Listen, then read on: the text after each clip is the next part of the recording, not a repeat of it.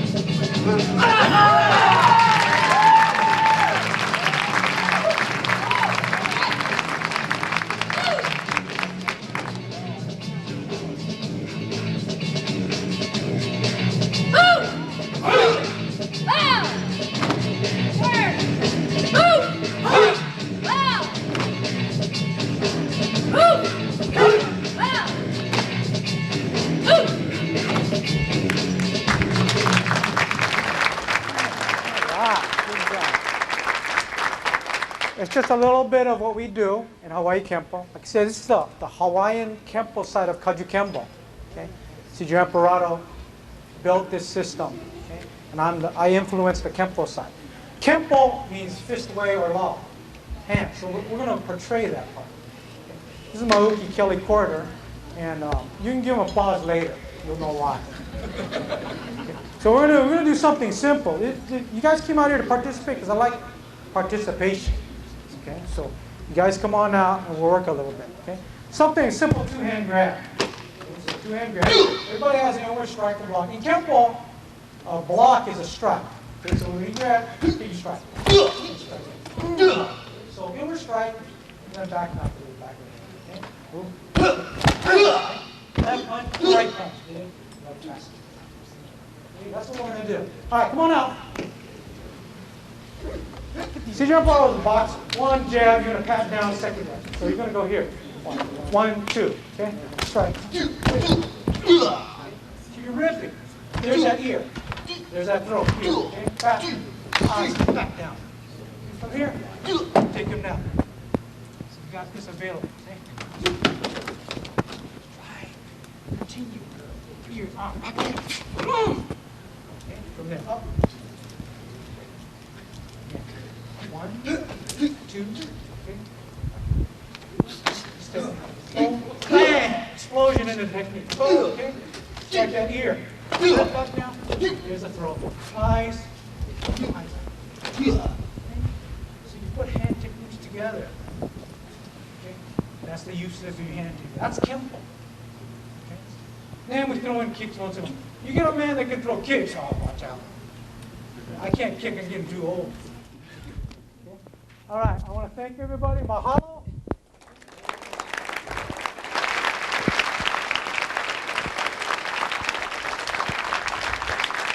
I would really like to spend more time with you, but again, it's a privilege and honor to be here at this time. Where's my students? Sit down. Okay, I want to thank you.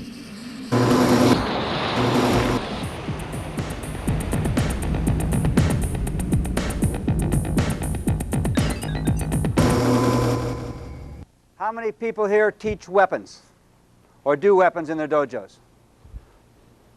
Not too many. How many here teach self-defense? Not too many, my goodness. Anybody here in ballet? Anyway, how many here know how to use the cane, have been taught the cane?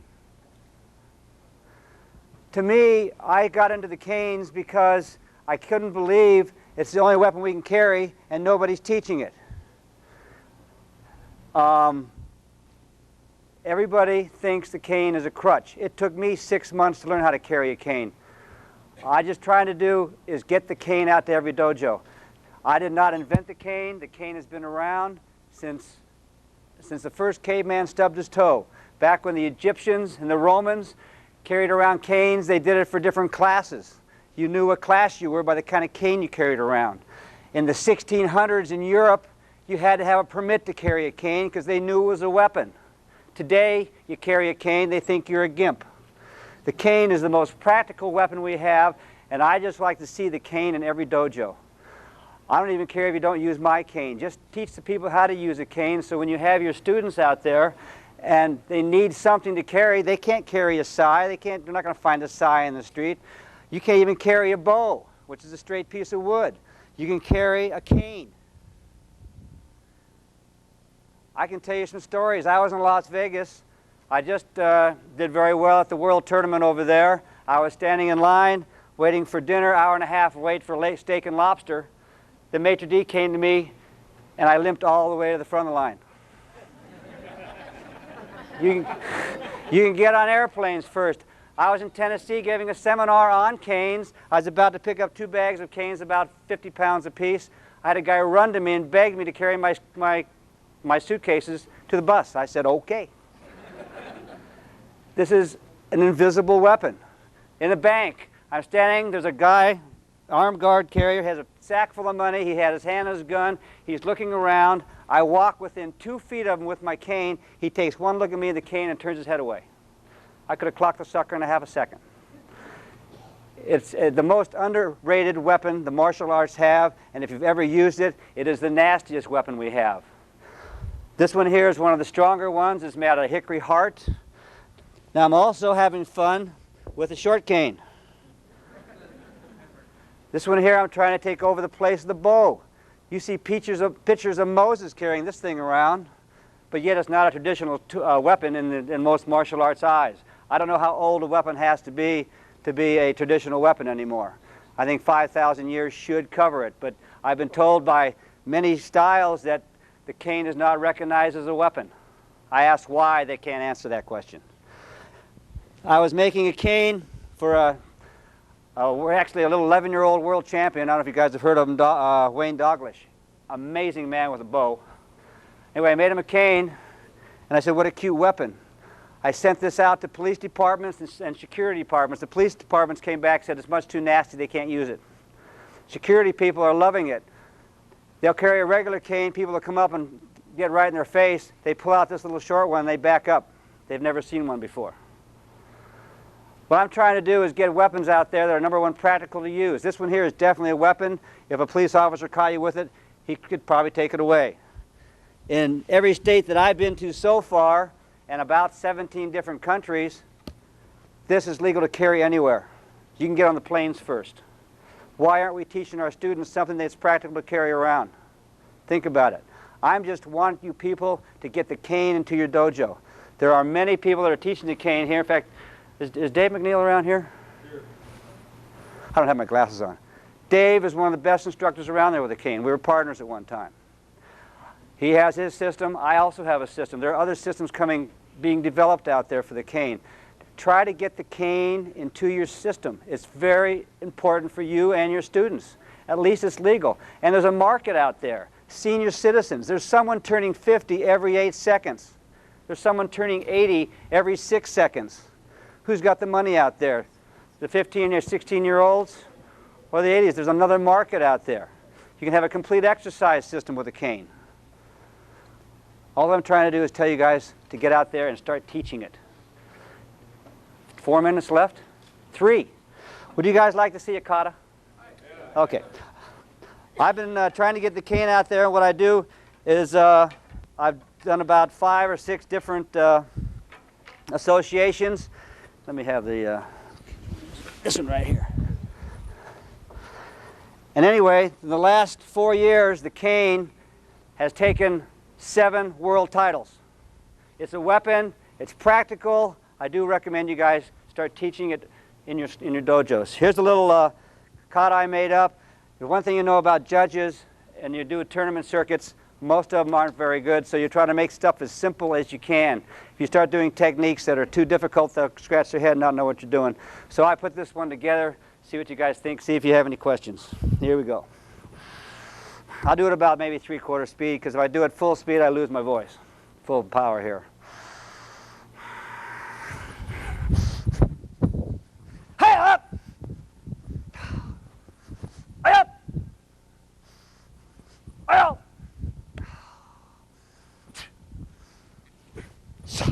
For those of you that like golf, this is pretty good here. 4, up. He's up.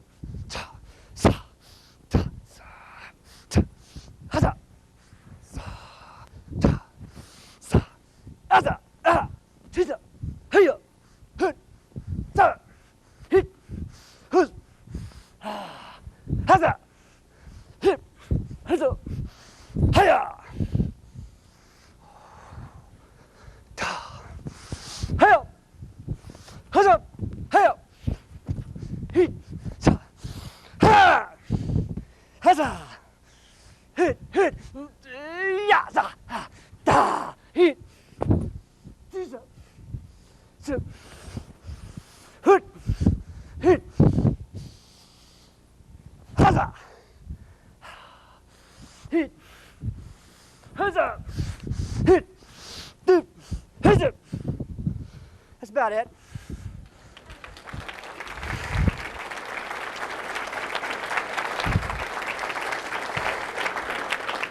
So once again, I try to start using the cane. It's something you could save one of your students' life. That's all I have to say. Thank you.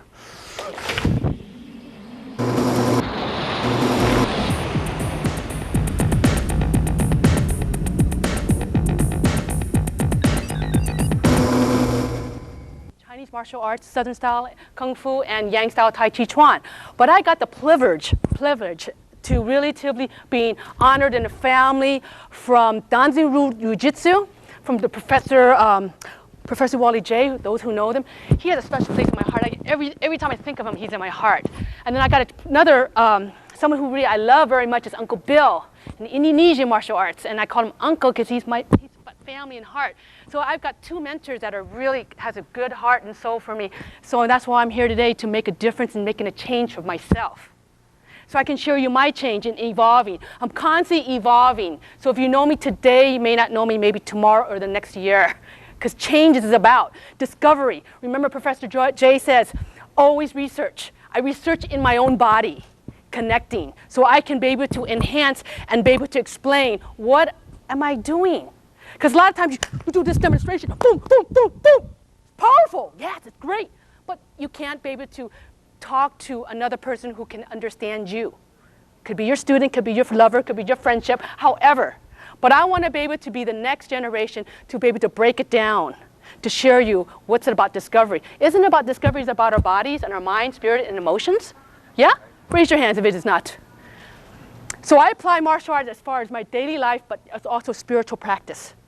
It's not about all the time killing. Yes, it's one aspect. Right. Thank you. It's about relatively, I fight from my heart, my love, because I love myself before somebody else to kill me or hurt me. But I will control. Too many, borrow you for a minute, I'm just going to show you for real quick. Too many, we tend to do, oh, one punch, he throws a punch. Oh, boom, boom, boom, boom, boom, boom, boom, boom, boom. You do all this killing and all this, and all this, and working all these things. For what? Out of one punch? When he punches, I roll. Oh, hey, nice guy. Don't punch me again. He moves again. Don't punch me again. I'll stop it. I'm your friend. I'm your friend. That's what I want to share martial arts that way. So I teach a lot of, thank you, self-defense in a way of try to, because you have all this power. We got it from Mother Earth, ground, and we got up. We're in the middle. Take the two forces. And I use the animals to give me the guidance. So I got the spiritual. Am I on? There. Okay, so that's what I'm about. So I'm going to share with you today, it's called Unleashing the Inner Snake. Okay? I'm going to do a little form, but I'm going to bring the consciousness of the snake in me.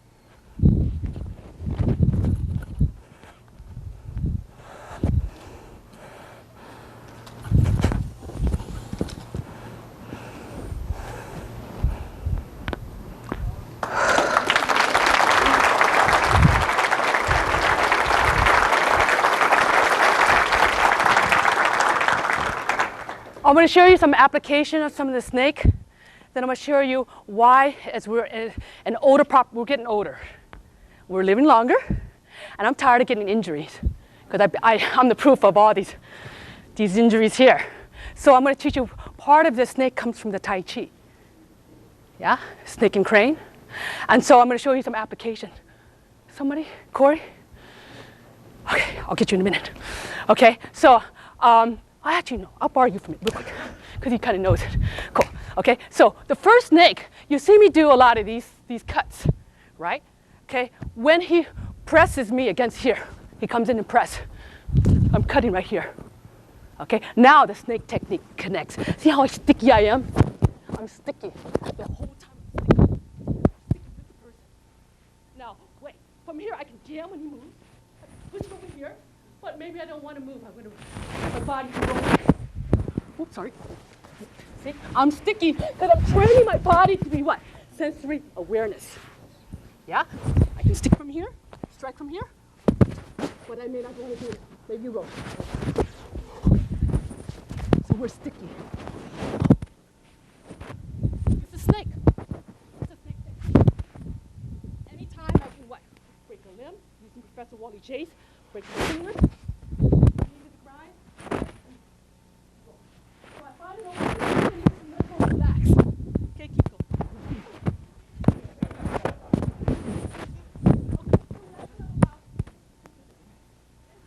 Sorry.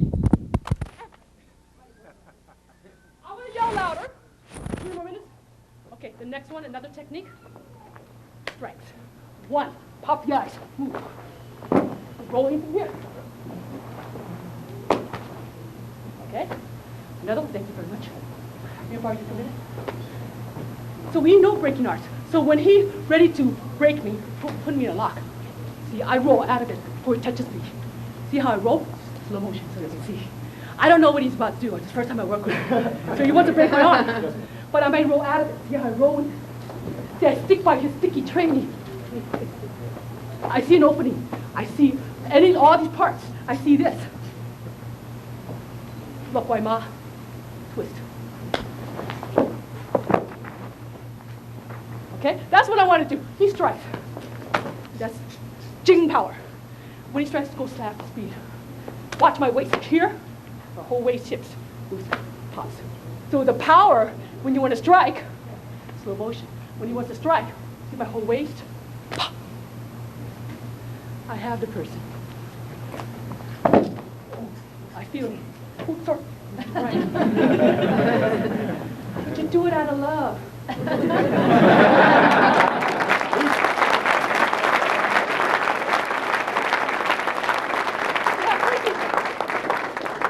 Okay? I don't know what they're going to do. We're just going to move with our bodies and our joints. Come on, let's go. So we're feeling. I pinch. You didn't hear it. We're rolling. I just stick. Ooh. Very good, thank you.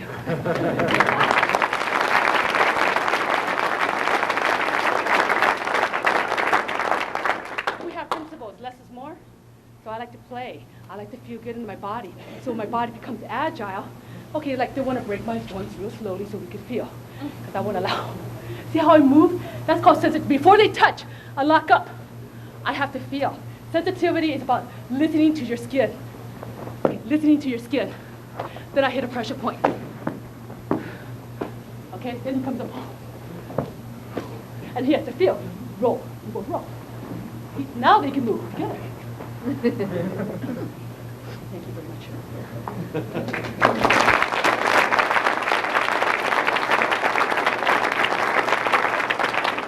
Thank you very much. Have a good night. Enjoy yourself.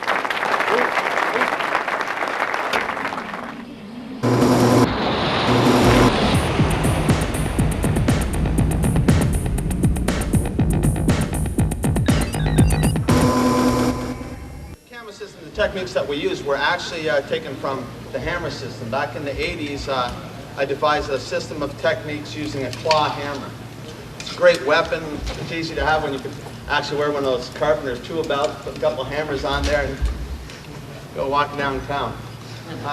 During the seminar, some people said to me that they couldn't see a real use in going to battle or something with a camera.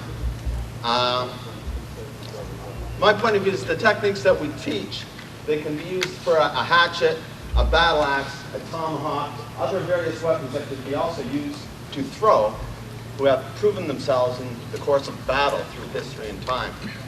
I'll begin with showing the basic 8 strikes that we have. We strike down as number 1, 2, up, 3, 4, 5, 6, 7, 8. After that, they're broken down to stop in the center each time. When a student develops the ability to move more frequently, they do what we call pecking. So the striking technique is pecking. So if I had to move around my opponent, preparing him to strike, I could strike him in the front and the back and on the crown and the head all at the same time. After the student develops a bit better use of the weapon, they will flow the weapon, the 8 strikes together. So each 8 strike is coming together in the techniques. There's 12 basic systems. I'm going through this quick because I know that I don't have much time. So I'll take my uke up here. We have 12 basic defensive, offensive techniques taught in this system. As your opponent comes to strike, the first one you're striking, well, I'll break it down. This is the only time I'll break it down because it takes too long. I'm doing 3 things here. I'm moving my body out of the direction, I'm parrying the weapon, and I'm striking with the opposite camera. So as my opponent comes to strike, I come around my opponent, pulling him back, and maybe decapitating him. From the other side, as it goes, my opponent comes to strike, stepping around, taking the opponent by the neck, and taking him down. The second technique is just a volley of strikes as your opponent comes to strike. And from the other side, as your opponent comes to strike, you're striking to the neck, to the kidneys, and back again. Third technique comes from a reverse grip. So I usually hold the camera this way, I'll hold the camera this way now. As your opponent comes to strike, moving out of the way, parrying, striking into the stomach, back to the neck, to the other side again. And from the other side, striking to the stomach, to the neck, and back again. The fourth technique, as your opponent comes to strike, striking to the stomach, using a hooking technique on the arm, taking them down into a controlling technique using the neck. And from the other side, a bit quicker, you're completely controlling your opponent. The fifth technique is what we call the scissor technique. As your opponent comes to strike, you're scissoring your cameras. As your opponent comes to strike, move out of the way always, scissor the camera, strike into the neck, and then a takedown again. From the other side, moving to the side, scissor into the neck, taking the arm down into a controlling technique. The next scissor technique comes from the reverse grip.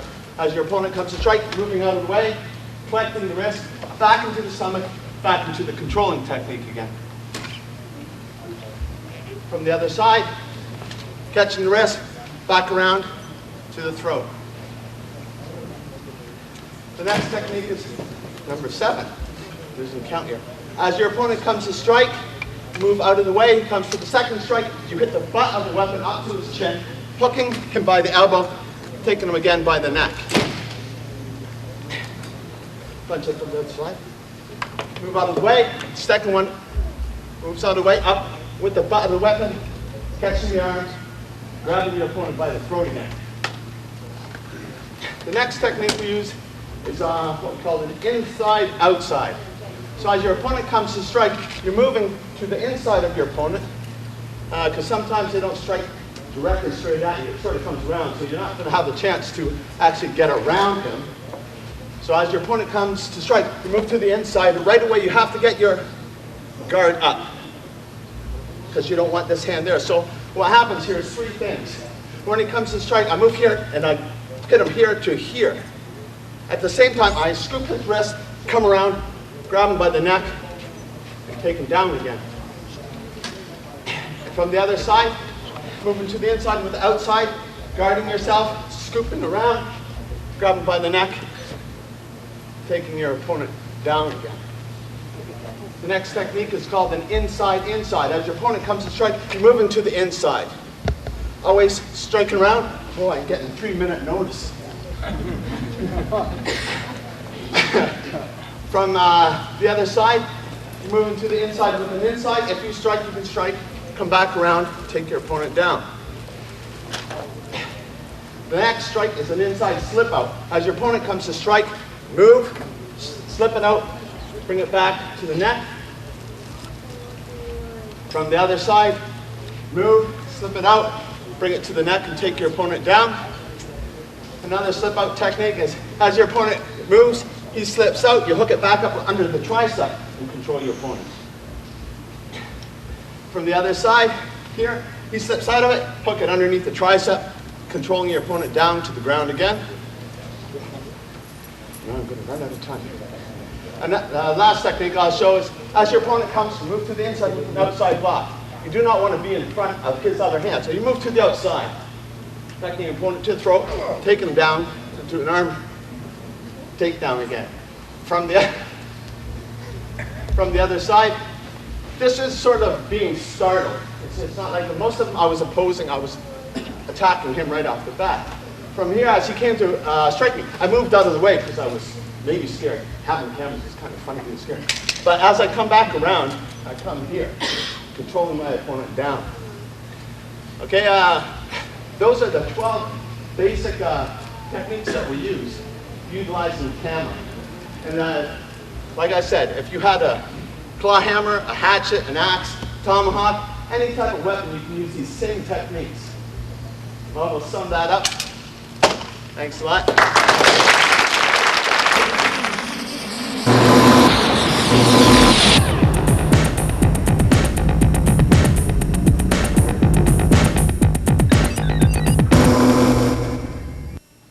And I'm a dojo bum, and I want you to meet two other dojo bums, Mike and Nate.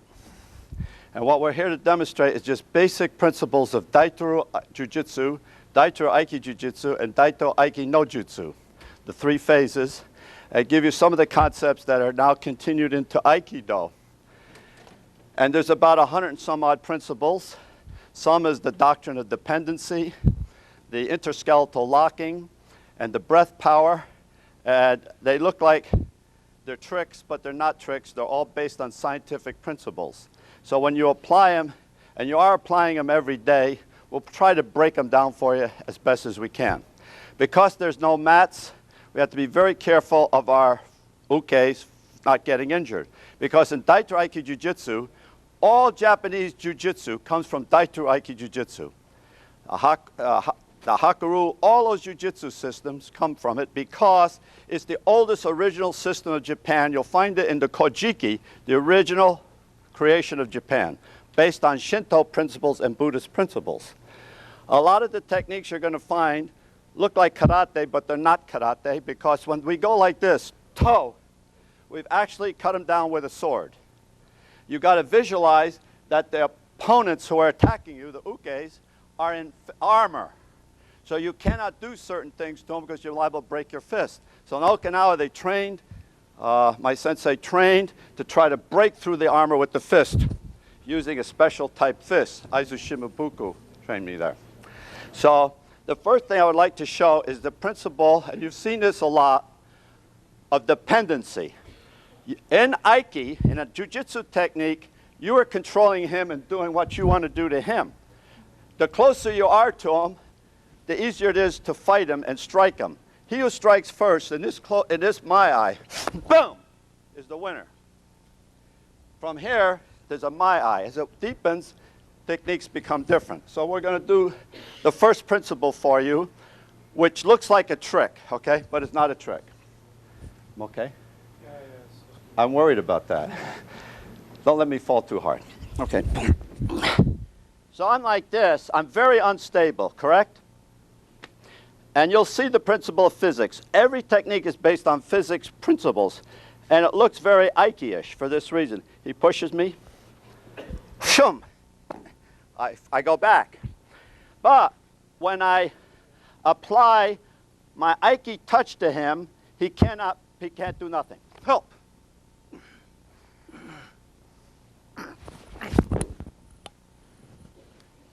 The Aiki principle means he did something he didn't want to do. He wanted to push me. I put my tongue in my palate, and as Wally J says, I touched his tricep insertions. He can't move. He's locked. So when you understand that principle, you can do this principle.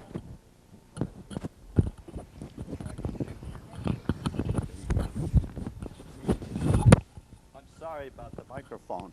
I really don't need one because I can say squad's right, squad's left, battalion, company. So he's choking me. I make believe it's working, see? He's dependent. And then I drop.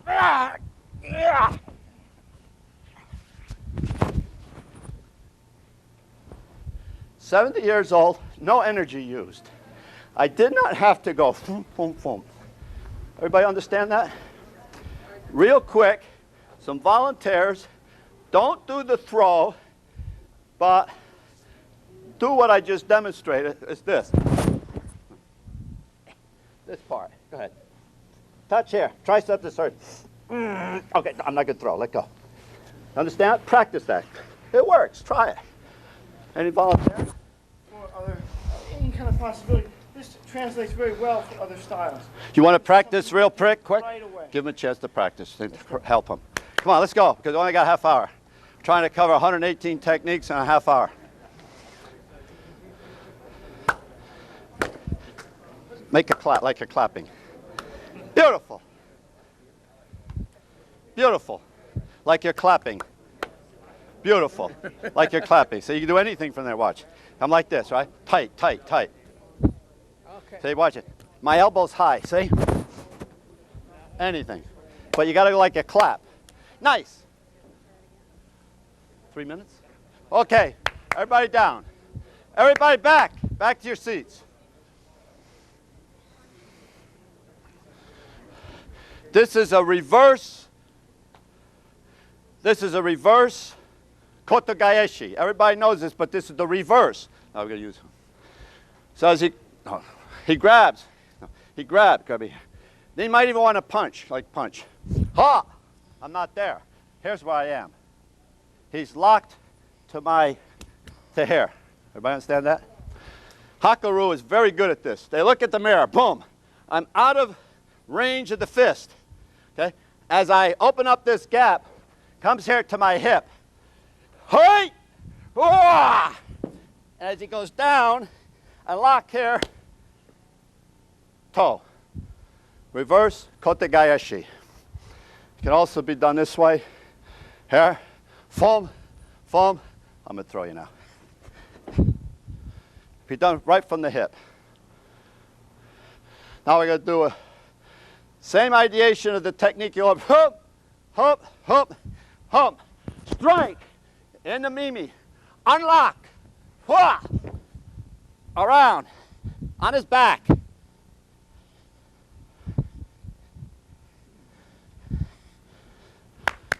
Name, rank, serial number.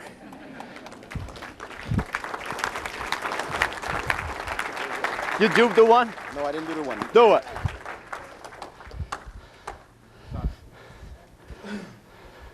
This is Wally J's favorite technique. Don't ever shake hands with Wally J. We're Danzenru, so that's what we do. Down. Behind, switch. There's the wrist. Take it down. He's on his face like a turtle. That's where you want the enemy. You don't want the enemy on his back, because once I got a concussion when the enemy kicked me in the head. My helmet saved my life. Okay, everyone like to try the handshake. Handshake. Try the handshake. Just this, and we'll wrap it up.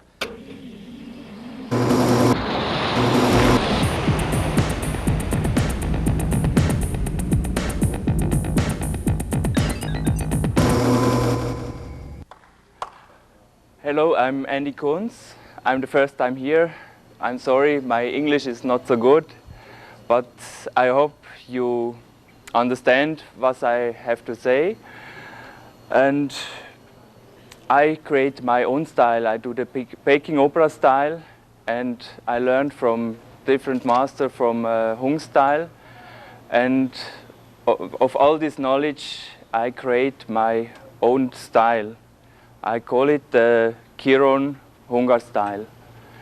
And now I show you some things from my style. Nikki, please.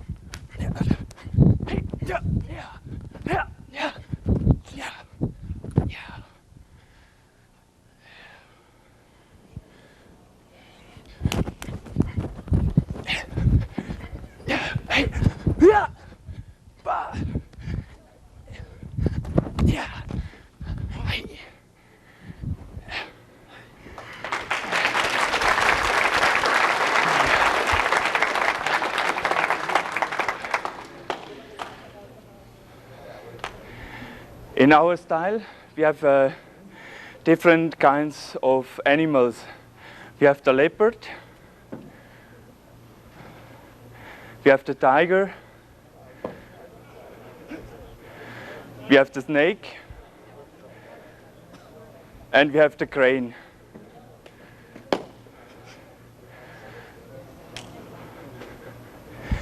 And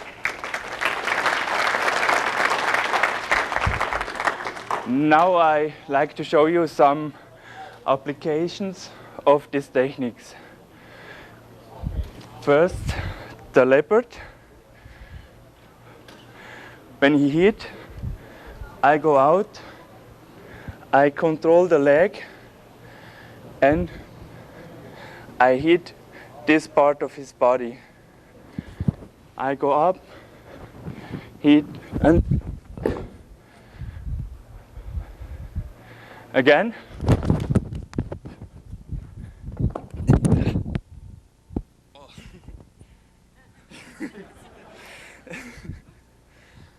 I'm sorry.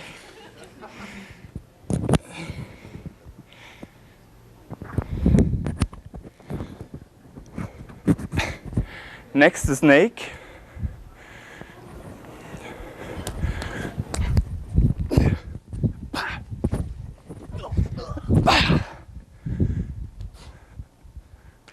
In slow.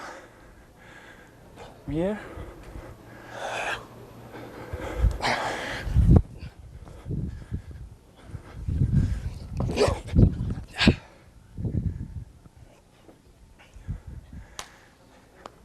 The tiger in slow.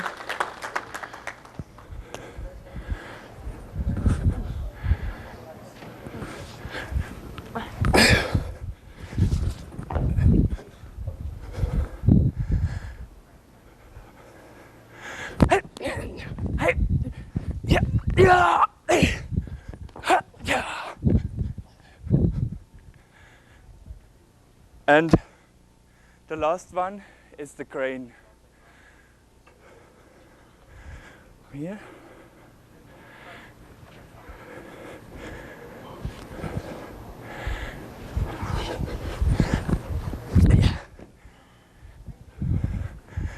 Again.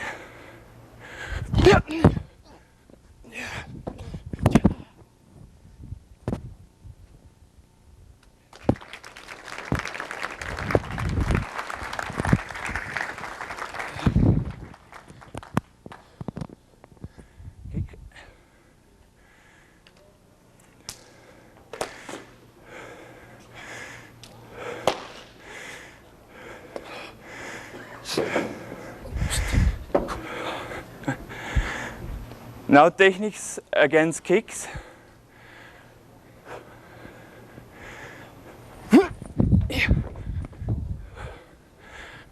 Yeah.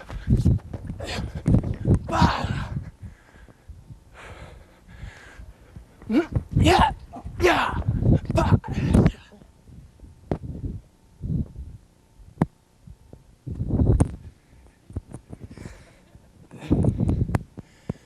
Now I show you a technique from the snake style.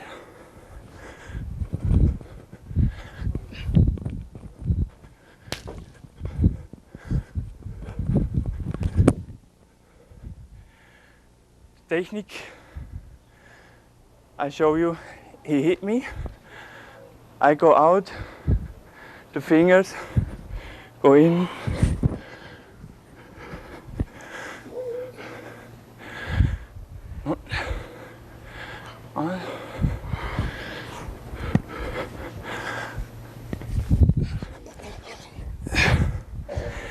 And you can try this technique now.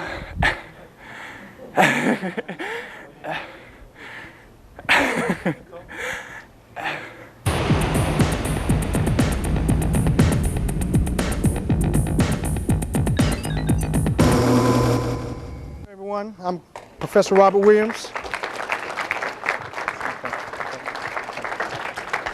It's good to be here. Is everybody having fun? Enjoying different disciplines of martial arts?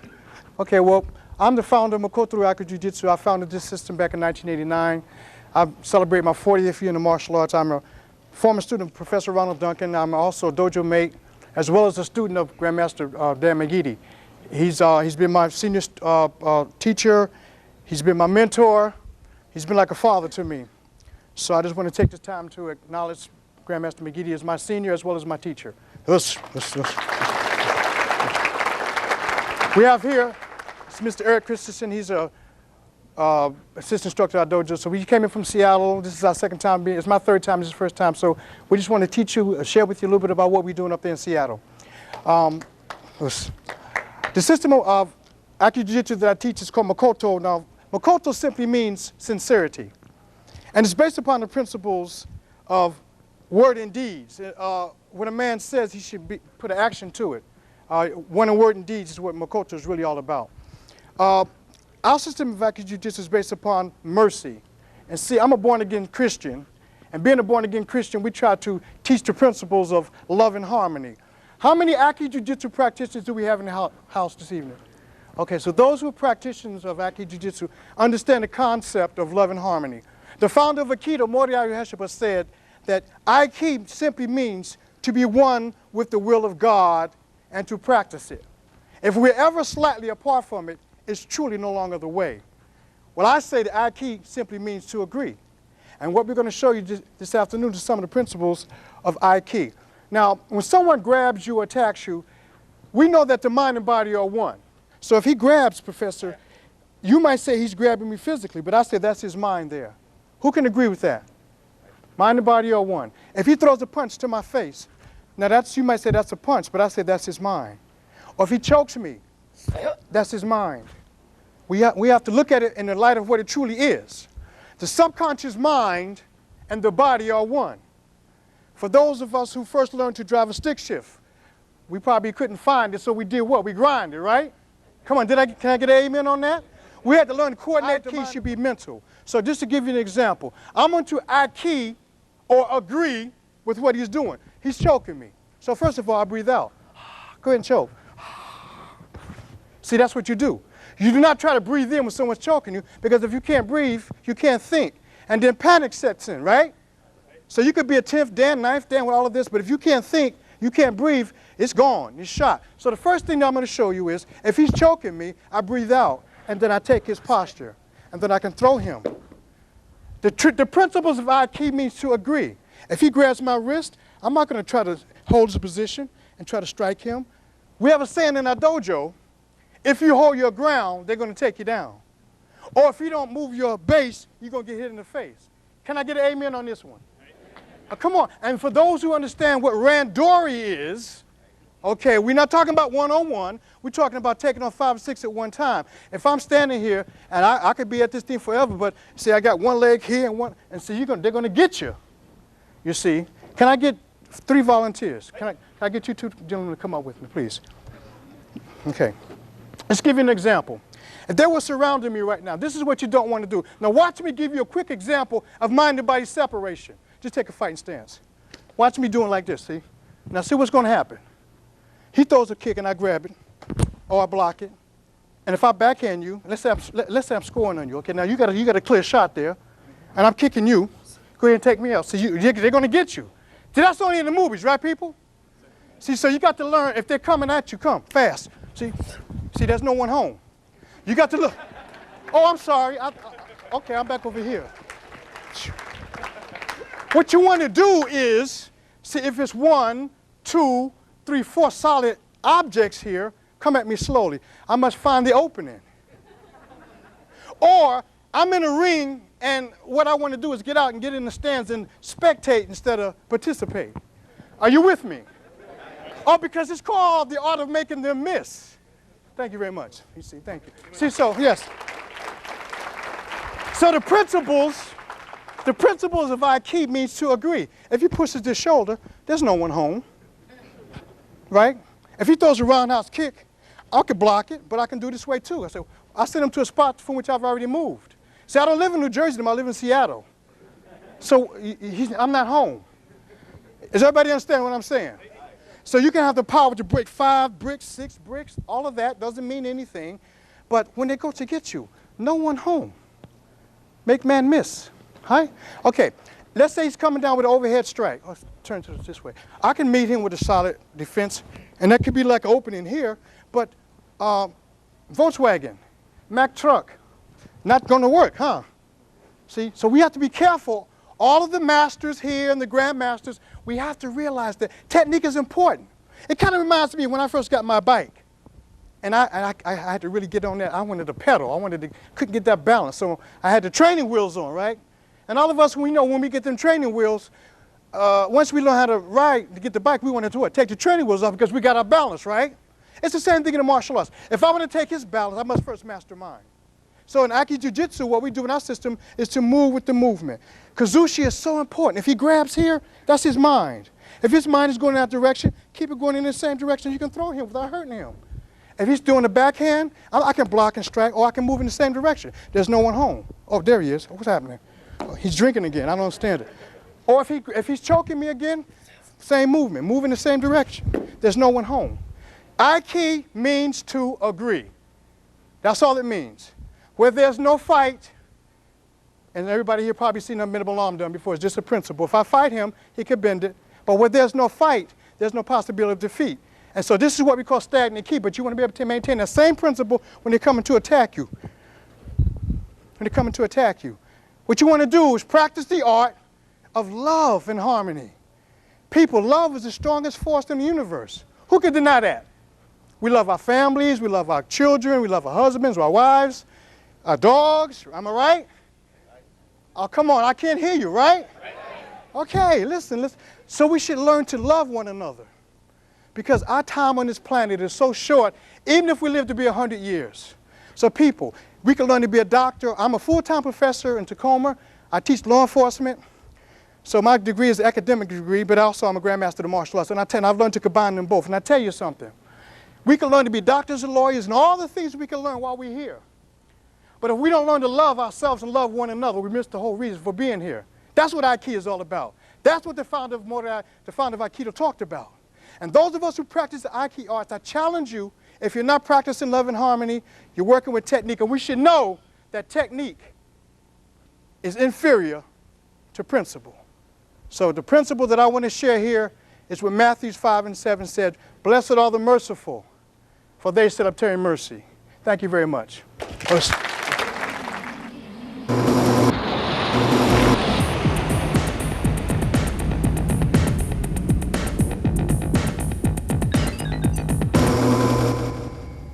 Well, looked like everybody did what I already wanted to do.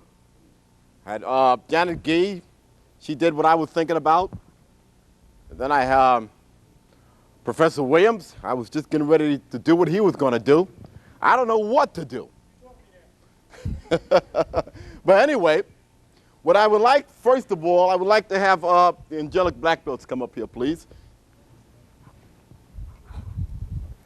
And what I'm going to do right now, I'm going to just show you some simplicity. Come on out here.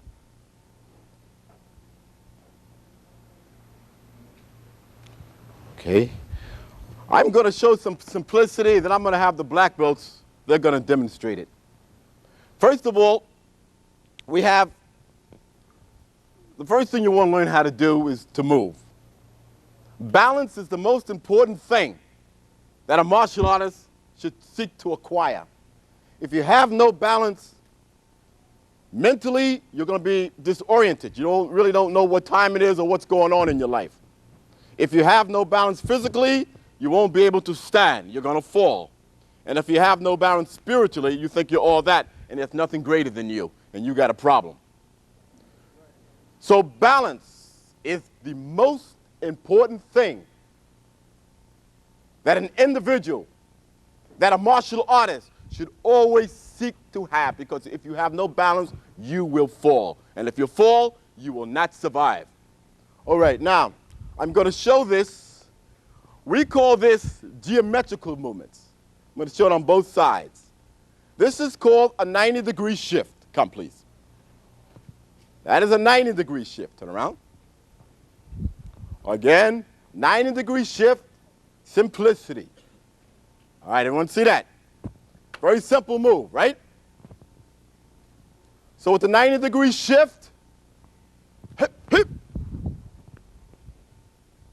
And again, I escort him. I escort him. Make it very easy. Next simple move will be the 180-degree shift. Hey! I am parallel to him. Side, please. Yoop! I am parallel to him. All right, now, he comes. Hup! Ha! Other side. I want to explain that this is a strike. I do not put my hand on the individual without the individual know. Grab him.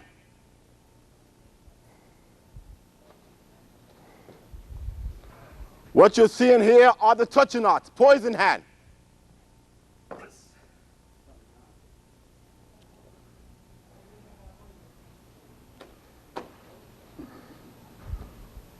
Okay, let's get serious, man. We don't have much time. That's it.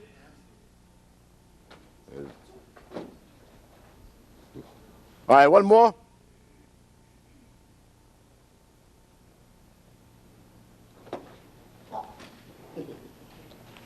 He's utilizing touching points. Okay.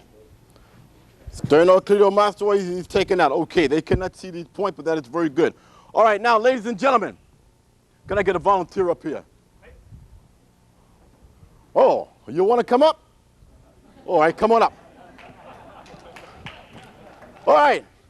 I was talking about one of my guys, but okay. That's good. That's the way you learn. All right. Throw me a punch, young man. All right. Again, from here. Hip. From here. Take him down. And here. And lock.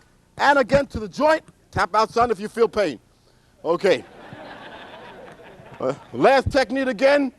That's your 90-degree shift. Your 180-degree shift. Yep.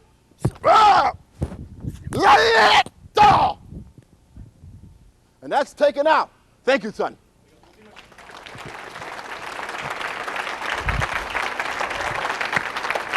Those are the simplicity moves. Come on again here, son.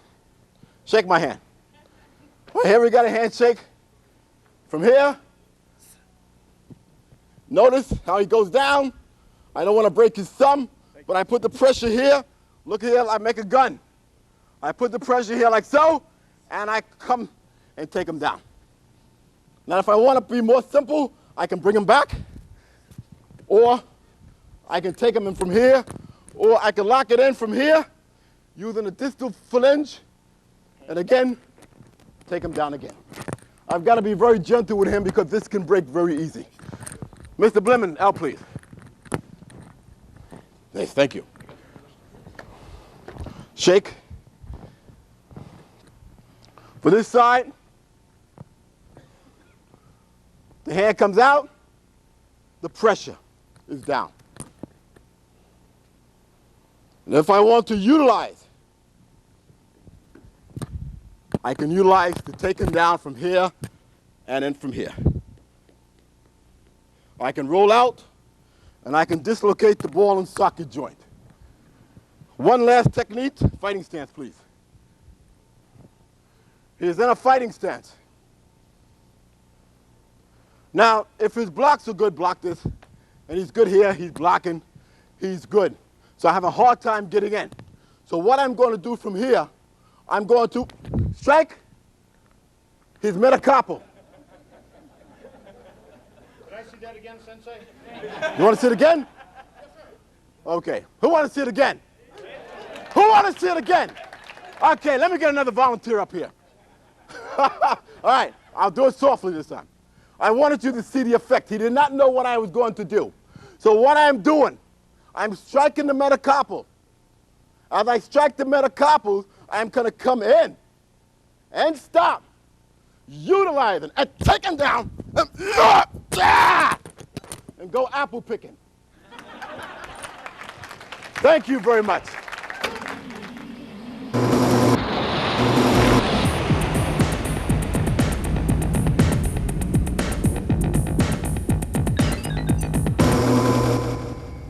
Kempo, the Filipino martial arts, and Taiho Jitsu.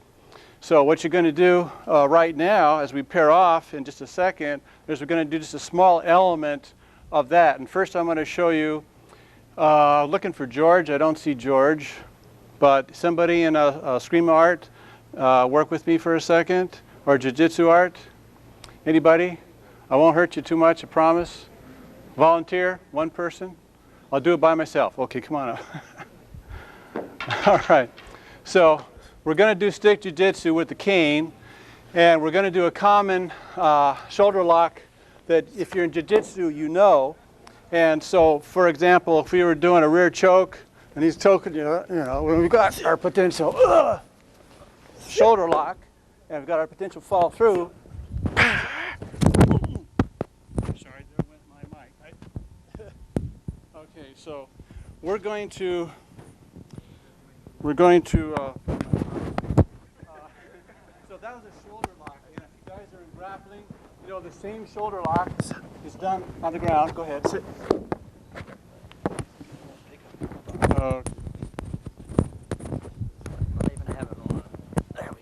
So same shoulder lock at the ground is down here. There's the tap. If you're doing it from this side, so you can see a little bit better. It's the same principle of the shoulder lock, which is like so. Okay. So we're going to do this from the standing position, and we're going to do it with a stick or a cane. So in this case, we're going to do it with a cane because we only got a second. So we did the rear choke. We're going to do the shoulder lock with a stick. So what you're going to do is step and hit here. And as you step and hit, boom! What happens typically, this arm starts to retract from the pain. This checking hand was here, swings around, grabs the cane, and boom. There we go. And here's our follow-up. And this is the hold down with the shoulder lock. And there's this tap. So you got to tap when you feel it. There's a lot of pressure here if you do this right. If you don't do it right, they'll just look at you and laugh. So before you pair off, once again, if we were doing it barehanded, it would be hit, come around, take him down. Okay. You do it with a stick, we're going to do the same thing. Hit with a stick, come around, and dump him. Boom. As you come down. So that's about all we have time for right now. So we got 10 canes. If we can pair off in twos, 1 cane per group. Okay, so come on up and we'll do this. Sit on her, step across, and crank it. Good. Let's see what you guys are doing. Very good. Oh, he's got a double one. All right. Very sneaky, this guy. Okay. So if you'd had gotten this instead, when he goes down, you just pull him on his side, step over tight, and then crank. See, what you had is a nice little choke there. That was a nice variation. How you fellas doing? 2, 3 more minutes? How you guys doing over here? Question? Okay.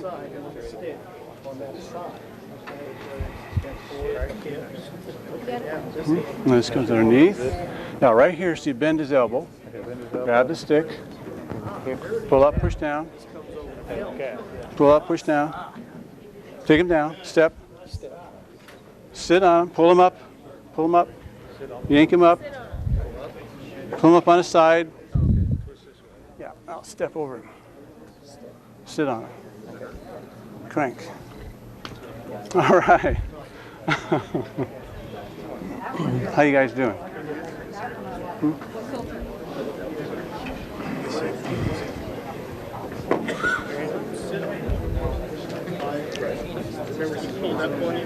That's good.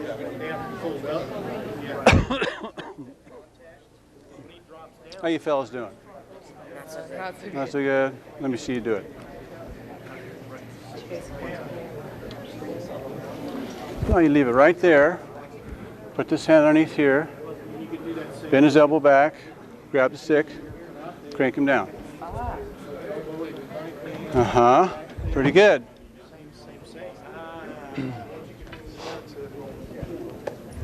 Okay, thank you. Let's bring the canes back over here, please.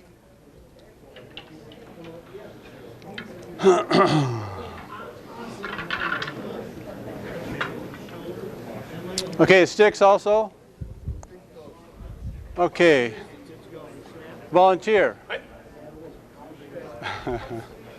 Okay, so what we're trying to do is to integrate a third arm into bare hands.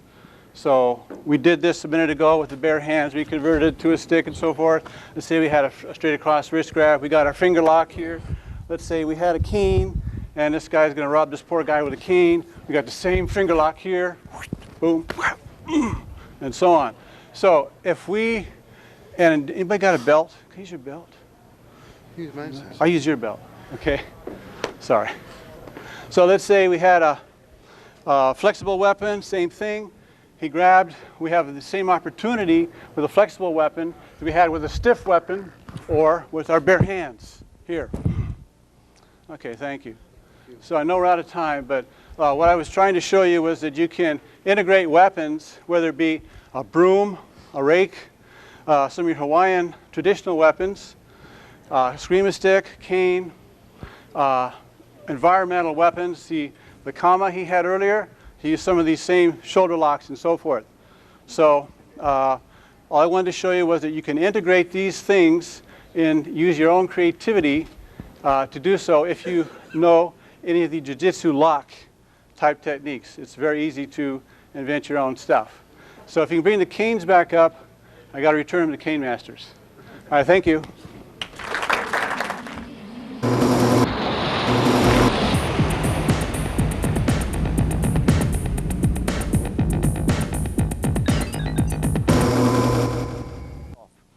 If you are a Danzuru specialist from Professor Okazaki, he has 48 eyes. So if you guys come out of Hawaii, or the instructors come out of Hawaii, and they're Danzuru specialists, Professor Henry Okazaki, he got 48 eyes down in 1917 in that area from Puna, Hawaii. So what I'm going to do is similar to the belt. This wood in the center, it's a weapon that we use. The old ancient people. It's about 4 inches, 5 inches long, but with 2 points at the end. I made it dull so that too many of my students was getting hurt. So we felt when I do the demonstration, we'll use this. But I want to demonstrate this first on the knife. So I'm going to do it both ways. Come with my knife. I want to make sure that my stance, the kani, the man is drawing the person in, so the man on the bottom has to be stable enough. What I'm going to do is lay my rope on top of the guy so I know exactly so the knife doesn't come up. My knuckles is the one that's going to pull a lock in and more or less redirect him and matter about 5 inches to my right. This way I can more or less draw him in and do a redirection of his weapon. But it's my second hand that I need to break that jaw. If you notice, the jaw is squared up. That's what I want to do on my index punch so I can draw that punch over. Everything is snapped from point A to point B. So as I draw him, my left hand is going to push him on the side. So I got a full direction. My right foot kind of come in to close the gap on him. Now as I come in, I'm going to give him a choke. I'm using my knuckle to choke him on the outside. As I choke him in, my right elbow is going to slip up. Now my knuckles is pushing him down. You feel that? Mm-hmm. Down, that gives me time to turn him over. Now I have a choke. If you notice, most people are using chokes like this. But I'm going to demonstrate this on this gentleman. He's the one that raised his hand to the professor that was here earlier. But go down. I'm going to show from this side. I got a gap about 4 inches. I'm using tap. Okay, now I'm going to go on this side. Turn on this side. If you notice the gap and where the choke is coming from, you remember Grandma used to wash clothes? Those knuckles, it pushes down in the heel. This is what I'm doing. So the old Hawaiians use their knuckles to take somebody out. They use their knuckles to draw the bone and dislocate the bone. They draw the knuckles and palm of the hand to bring the fella in. I know it don't make sense, but the choke I'm doing now, the gap is between 3 to 5 inches apart.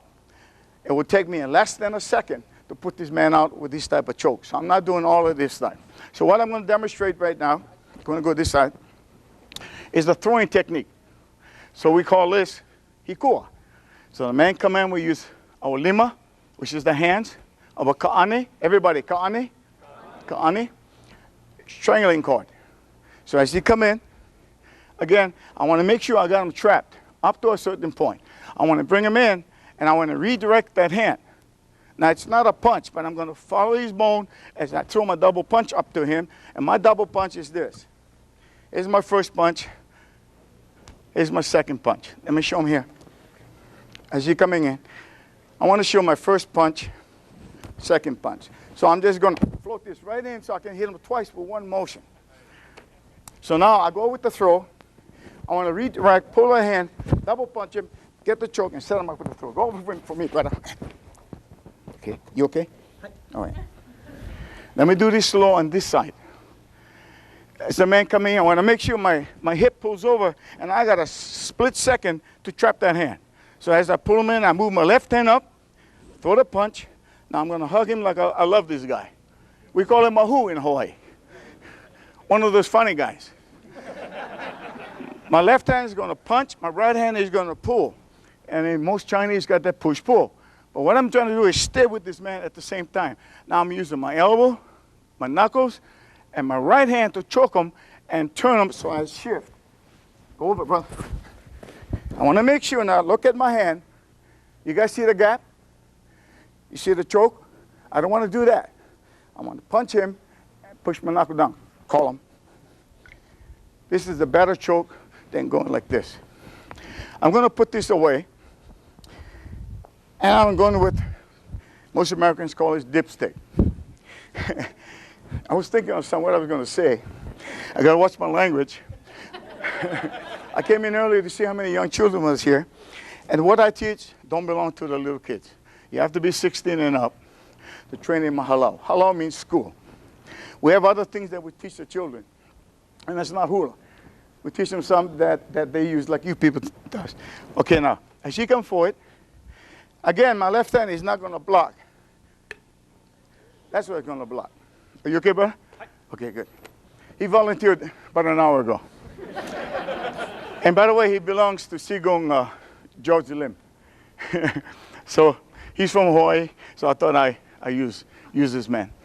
What it is now, as he's coming in, I want to bust. Oh. Yeah, put your finger there. Everybody look. Most Hawaiian courts look at the man coming with his weapon. If the finger is sticking out, that's the first thing we're going to go for. So we are bone specialists. That means if I use an Amirakawa, I'm going to slam. Okay, hold him the right way. I'm going to slam as hard as I can to bust this. But look at my check hand. I want to make sure that guy doesn't curl back and trying to catch me. You guys see this? So I got to respect the screamers. I got to respect the Indian fighters. And I got to respect all the guys from Indonesia. I got to respect them. I have to know. So what I'm going to do is snap that hand, but leave me an inch from his hip. I want to drive my weapon in there. I want to get in there so he starts shaking this. Once he does that, I reach as far as I can. I'm going to pull that thing out. Now I want to kick him level. Sit down. I want to bust him right in the head with his weapon. I don't want him to get away from me because I like this Captain Cook. You guys remember the Captain Cook? Okay. I asked my dad, did you eat this guy? He said, no, not me. And my mother said, yeah, right. So I want to go underneath and trap him. But look at his foot. I want to make sure he doesn't use any judo slips on me. On my left hand, he's going to punch. My right hand is going to choke. I'm going to bring him down so that I got a spear in the back and a choke. Tap out, brother. I'm going to go with another weapon. One more minute. Hurry up, hurry up. I'm going to go with the paddle. You guys that are surfers, give me a staff. You guys that are surfers, come down. I want to hit that hand. I want to go for the knuckles.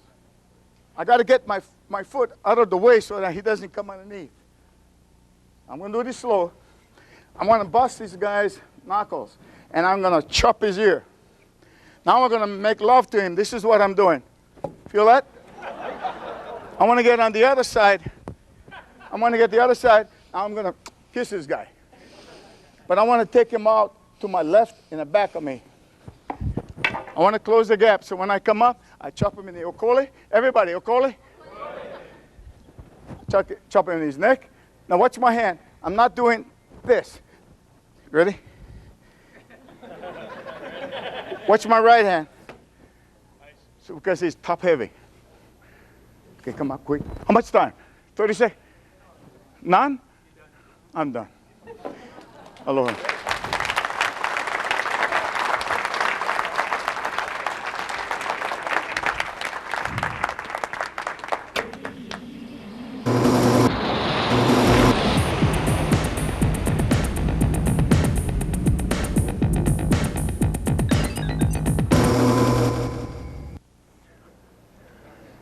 What I'm going to do this, I'm not going to do anything out here. I'm going to let some of my guys do it. Last year, some of you were here. My knife, after a couple years, finally was made. You guys saw it first time. First time I got to see it last year when it actually got here. Over the last year, we've taught the U.S. Border Patrol, been doing stuff with the FBI. We've been over in Israel teaching the IDF and the ISA, Bureau of Indian Affairs. Lots of different separate police agencies have been using it.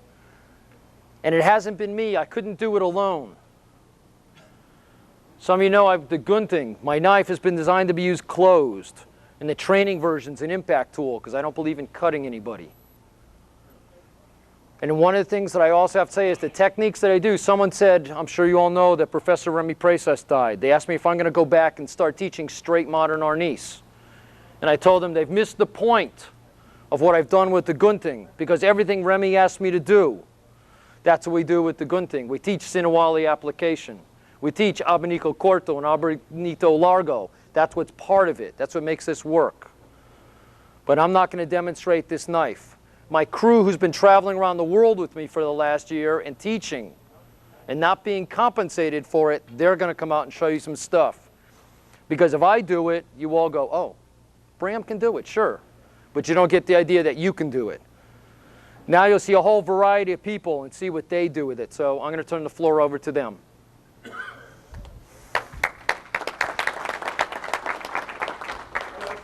guess we don't have much time, so we'll get on with it. I come from a grappling background because hell, my tornado JKD or TKD kicks aren't that spectacular. But well, I came in, not really a knife guy. I teach a lot of law enforcement though. The thing I like about the gun thing, protecting a firearm or defending a choke, even if you let the best grappler you know lock it right in, you're out of there. So just quickly demonstrating, I'll let Frank here lock on the choke. Now, all of us are going to try to protect, but the main thing is access this. The gun, either the holster or the pocket. Now we can get real simple, gross motor skills, and just pop this, and I guarantee if we smoke it and roll it out, we're out of here. Okay? That's if you have the room and if you're standing. If we're pinned, say we're down, or we're fighting and he happens to take me down, and I don't have the room to move. I don't have the big motion to be able to do some damage. I can pin it and roll it in. And then we can go to that same shoulder lock that all of you probably know how to do already. The beauty of this that I found is that any of you can pick this up and make it work for you within any style. Okay, simple enough. You want to take over that, Frank? Sure. Hello, my name is Frank Golden, and this knife was introduced to me by Master Bram Frank a couple of years ago, so I've been training ever since with him, and I find it pretty useful. It's based on a gross motor skill application, and you know, it's very easy to learn. For example, if the guy's coming with a number 1, you strike the inside of his forearm, you pass, and since you're going in from an open position to a closed position, it's easy just to open back again, strike his elbow, pass, you got the lock right here, then you strike his ribs, sometimes cracking them, then you break his elbow, break the plane of his elbow, you step through, And then you have an arm break right there. Once again, let's do it the other way. Number one, you strike the inside of his forearm, you pass, and since the motion is a closing motion, all you need to do is open back up and you shatter his elbow. From there, you just pass. You got the wrist lock, you shatter, you bend his elbow, and just step through, and then it's broken. And if you guys want to play with us later, we're all kicking around, so if you want to feel it, toy with it, come see us. We'll pass it off to some of our friends now. Thank you. Thanks, guys.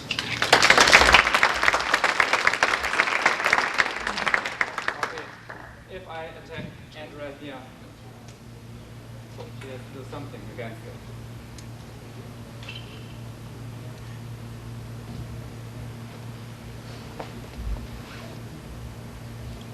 Andrea's driving the ramp in against Thomas's hand.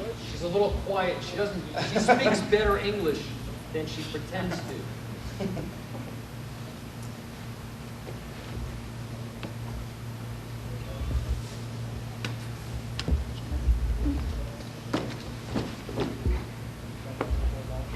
If Andrea can do it, any of you can do it. Okay.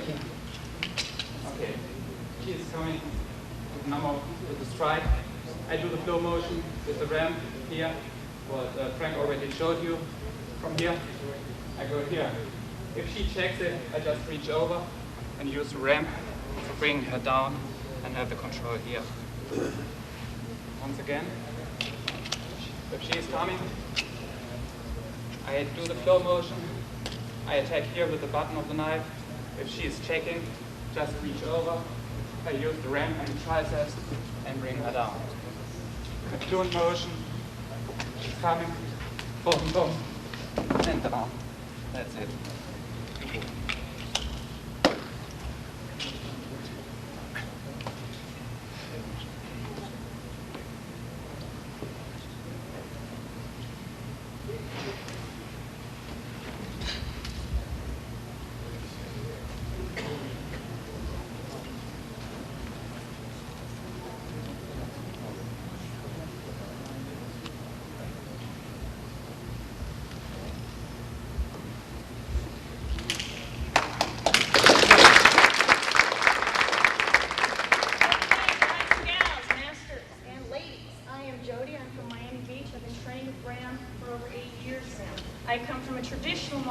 Background. Being a woman, why I love this goon team, this is my equalizer.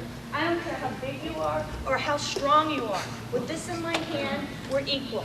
I can use it to my power. It is your disadvantage. He's going to grab me for a full choke.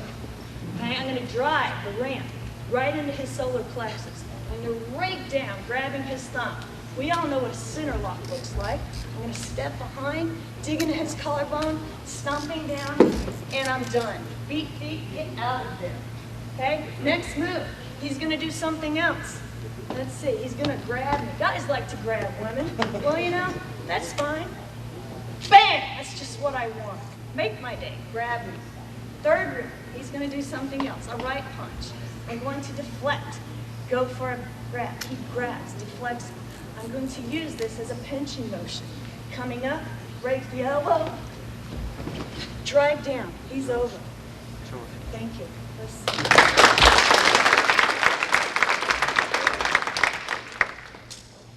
One of the things that's most interesting about the gun team is its ability to open without going to your standard drop point type openings. The kinetic opening is the thing that makes this knife unique from all other knives. That's what I'm going to demonstrate. If Jody attacks me with the number one, usually what we're going to do is clear and make space. With a normal folding knife, we have to bring it out, open it, and then engage. With this, we come out, we kinetic open, we insert, cover, do our biomechanical cutting, and move on. One of the principles that Bram stresses is the biomechanical cutting so that we do not do the things where we're cutting throats, spilling intestines, and things like this. We're stopping the function of the body. We are cutting to stop, not cutting to kill.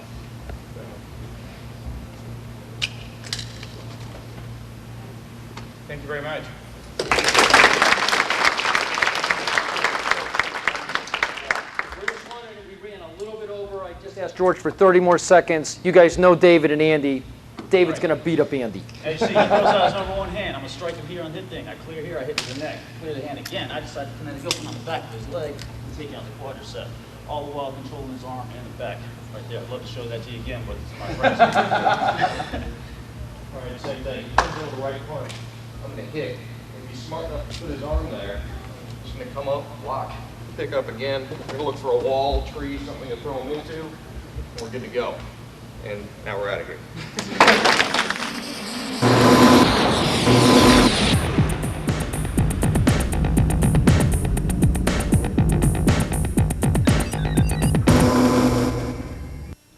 Well, we're going to present to you today is the pole versus the Sinawali. The pole has a long reach, and the Sinawali is short.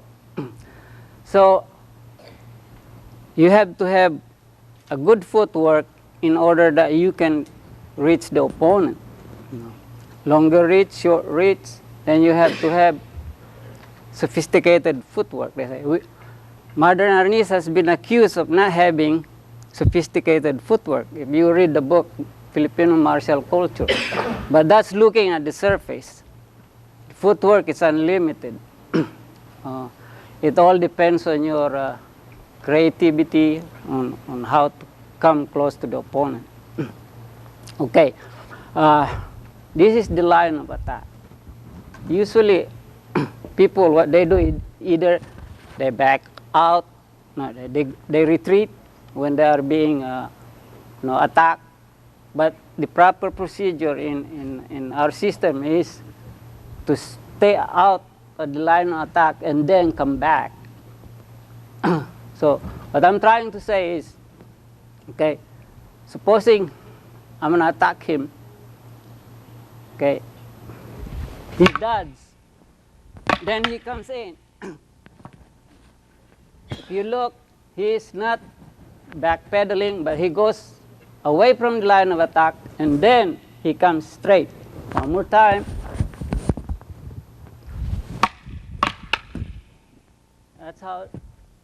That's how he comes close in order to reach, because at that distance, it's hard for him to reach me.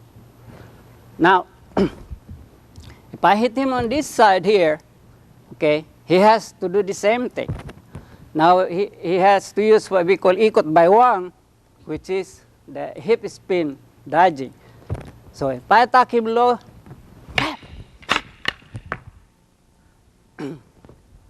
supposing I hit him now, this side, and he used the sliding dodge, then he has to do the same way. Now, if he wants to backpedal, he can do it too. But he has to spring forward and cut the distance and be close to me to hit me. So what I'm trying to say now is, hit him here, he spring forward, come back. So he's reaching me practically. By using the dodging, he comes in, so he can attack me. Now, supposing I do 3 strikes, okay, attack him here. I use the ikot baywang again.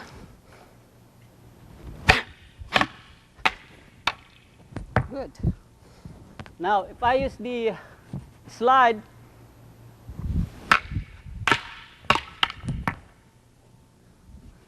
back pedal,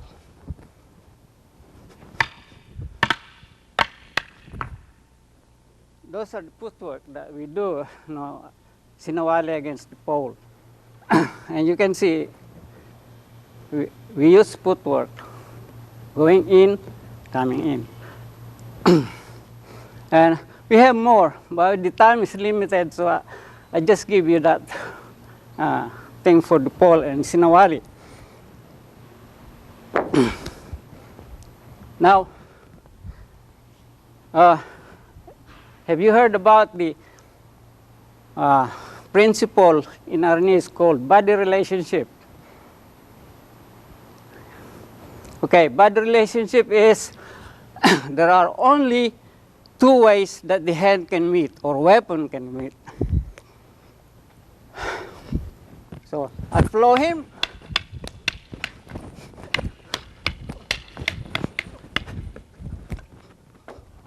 Let's deploy this arm.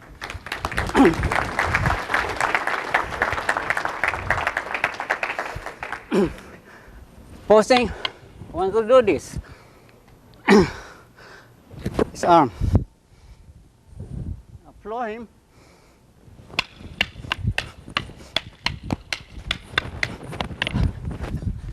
There you go. Posing, I want to disarm him that way. Hang on.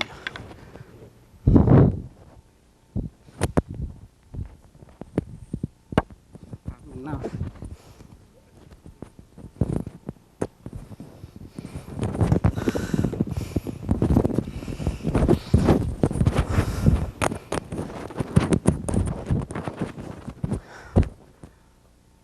Okay, I want to do this. I flow him.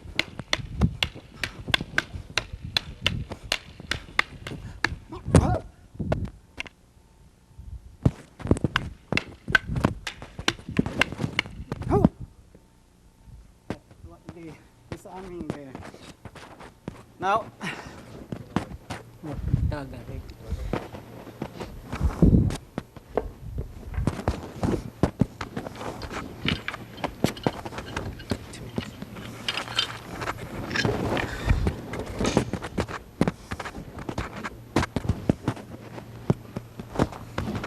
okay, the dagger, no, you do the same thing.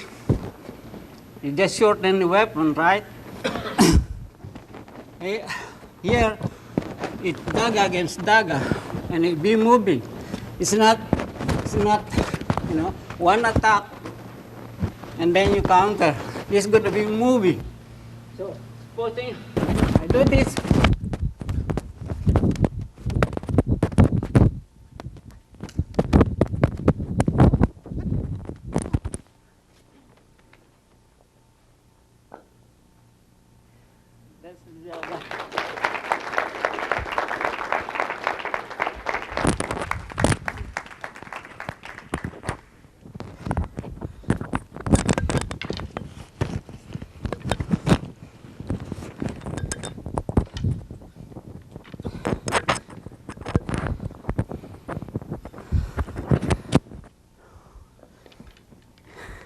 And this is Waldi.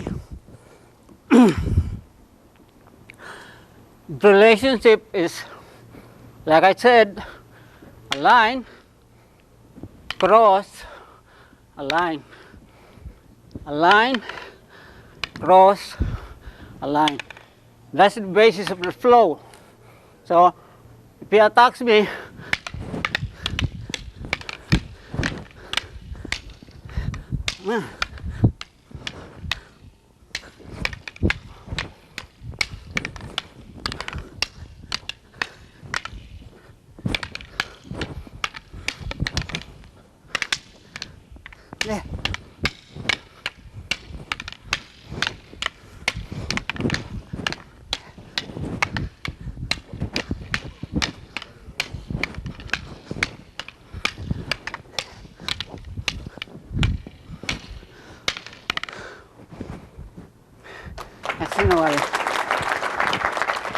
thank you.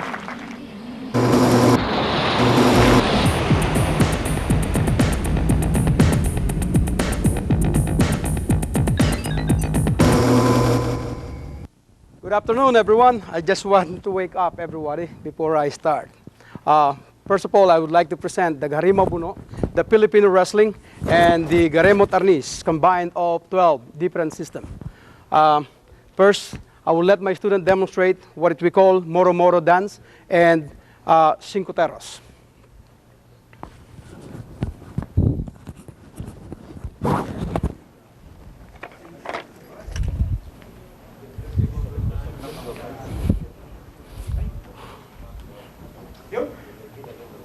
They're doing the traditional pamamaltasia or the carenza of the Moro Moro.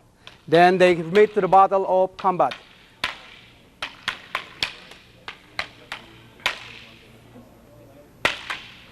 Again, this art is designed to train students to multiple attack their opponent while they're in battle. They don't stop until they're done or they're dead.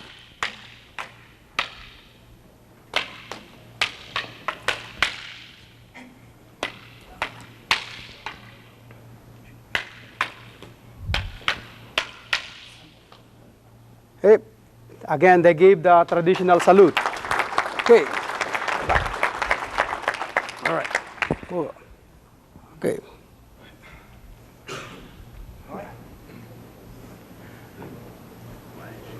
Now they're demonstrating the cincuteros. Cincuteros close, corto. This is the flow of the agus of cincuteros. Faster. You're putting you to sleep on that click.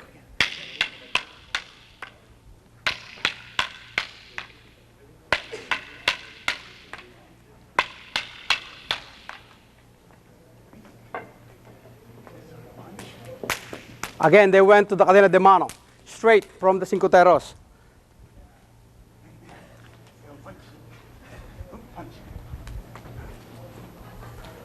Okay. All right, that's the short demonstration of my student. Now I'm going to take over the crowd. First, I will demonstrate the, oh, where is it coming from? This side here. But anyway, let me go back. I don't need the mic. I'm a loud talker. I need the mic. Let's put it back, but somewhere that I can be hand. Okay. Anyway, it's going to be hard for me to draw, right? Anyway, I'll demonstrate some in striking. If anyone's approached me with this, came in for me, Ordin, it's going to be easy for me to hang in and strike the person down. Go back again, strike in, now go back again, and strike out. Or I can easily shoot the legs, wrap around, or shoot the neck, and wrap around the same way, right? This is weapon only of the Filipino tribesmen, how they catch their animal. Now, I'll use this in grappling. Punch came in, hop, come in out, ho, right there. I'll pull it out this way, swing around, bam, and that's going to be my way. Right there. Finish him up right away.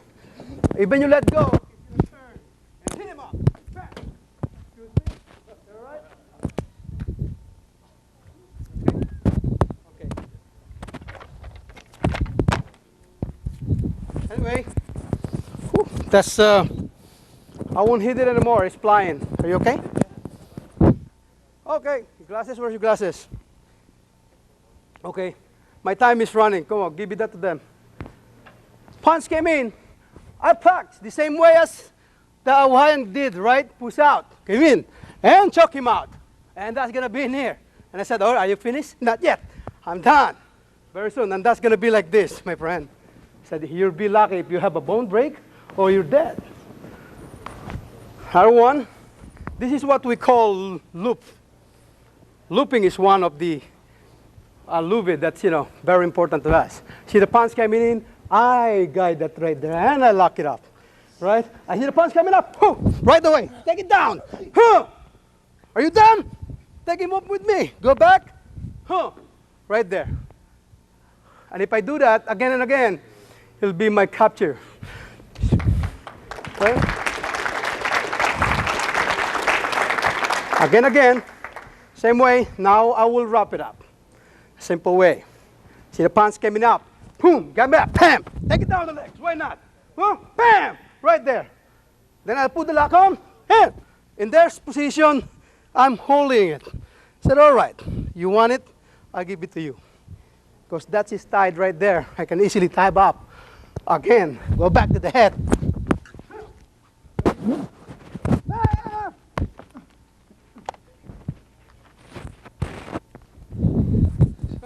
This weapon is not only a decorative belt that everybody's laughing at me and said, what the heck did you get that?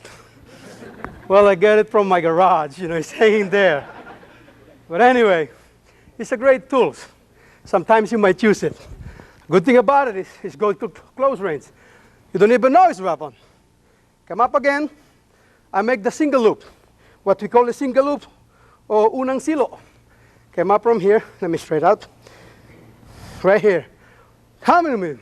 Ha! Shoot up. Why not? Hey! Finish him up right away. This position right here. He's choking. Okay. All right. That's the weapon of the Buno. Now, the next I'll demonstrate the balisong. Balisong has 2 points. Came in right here. Simple way. A lot of people does it. A lot of people does this. Oh, come on. Give it to me. That doesn't make you effective. I'll show you how to make it effective. If you throw me a punch, my weapon is hidden. Right away, come up, right away. I open the balisong right in his hand. The same thing. Okay, I just gave him that. Come up from here. I hook it out. The same way, right there. I open up, right there. That doesn't make me effective also. Now, if I would like to amuse you, I'm just going to be jumping on here and make sure that, you guys is bare because I look pretty like this. So this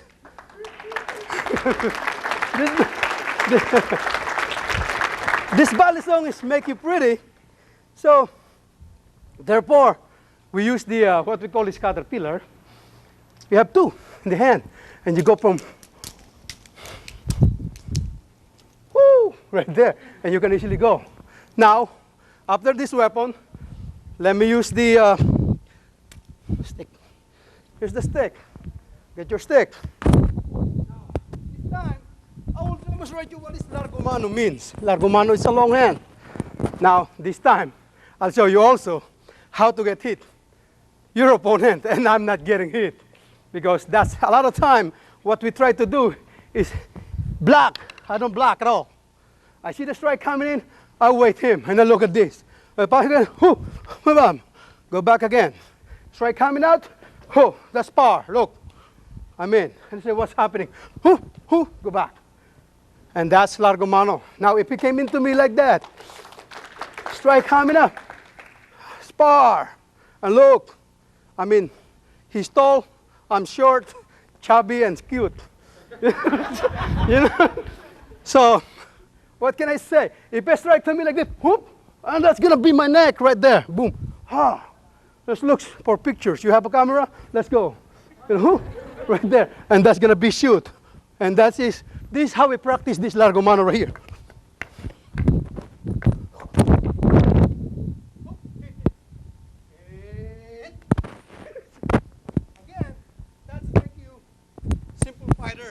Realistic.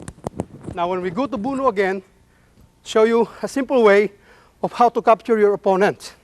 I have 2 minutes. I'm going to make it good. Punch coming up. Look at that. Bang, bang, bam.